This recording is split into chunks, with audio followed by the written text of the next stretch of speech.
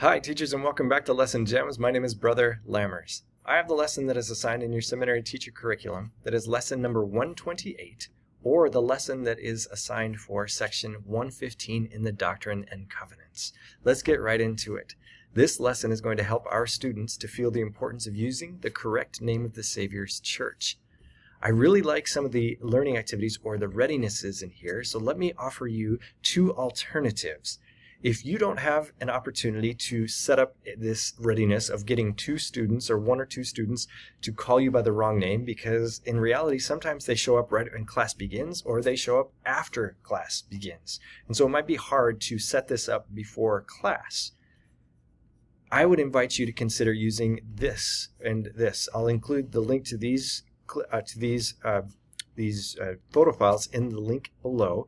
But hey, everybody, tell me what this represents, this H&M, and tell me what this represents, GE. You go through these commonly named logos, and then you pull up this logo. What does this logo represent? What is the importance of the logo? What if I went into, and then we continue with this logos readiness, what if I went into this? What if I went into McDonald's to try to order a pizza? Or if I went into an Apple store with a Google or a Samsung phone? And so we follow up with that. But the third readiness is, I'll leave a link in the description below, but I just offer this one with a caution. This is a YouTube site that's going to go through and it's going to say, you have 3 seconds to answer. Here is this logo, meaning Apple. It's this logo, Red Bull, Amazon. And it's an easy way. But it's 10 minutes long, and it could be very distracting, and our students could miss the transition of the logo is what it represents. And so that if I recognize the logo, I'm going to have an expectation of what that logo represents. So for example, we want to make sure we make this connection with our students of, if our logo is this, what are we expecting if we seek that logo's services? So what if we went into a different church looking for the Book of Mormon, or eternal families, or covenant blessings? So take just a minute with our students and ask them, what does the Church of Jesus Christ offer that no other religion or church offers? And we don't want to be arrogant about this, but we never want to tiptoe around the fact that no other church can offer eternal families, or eternal covenant blessings, priesthood blessings, the promises of the Book of Mormon. All of the things, premortal existence and the knowledge thereof, and the postmortal existence and the knowledge thereof. None of this is available in any other church or religion. So if they seek out a different brand or logo trying to receive those answers or blessings, they cannot receive them. And vice versa. If you seek out this logo, you can receive the promised blessings or the expected services of all of that we just discussed and more. So now bringing them into, if we use this readiness, bring them right now into the covenant name of the church and where the covenant name of the church comes from.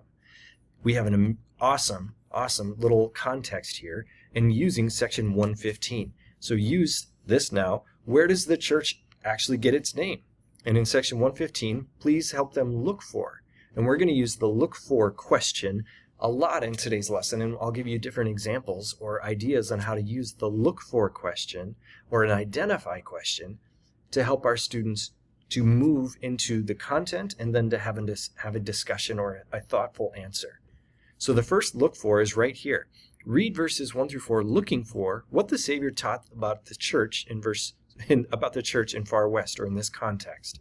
But then have them mark verse number 4, because this is where the Jesus Christ declared, this will be the name of my church.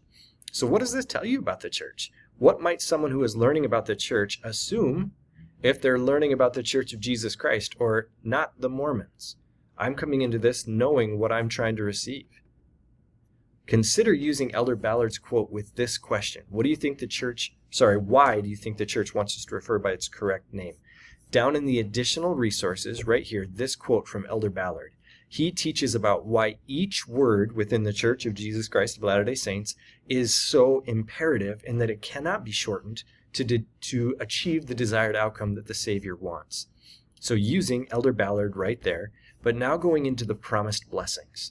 Please use a good look for question before you listen, watch, or read the quote from President Nelson. The intent is Now my students have a desired outcome, or they have an assignment, or they have an idea of what they're trying to receive from what they're about to listen, read, or hear. An example of a look for question is, I want you to look for and then highlight the promises given from President Nelson.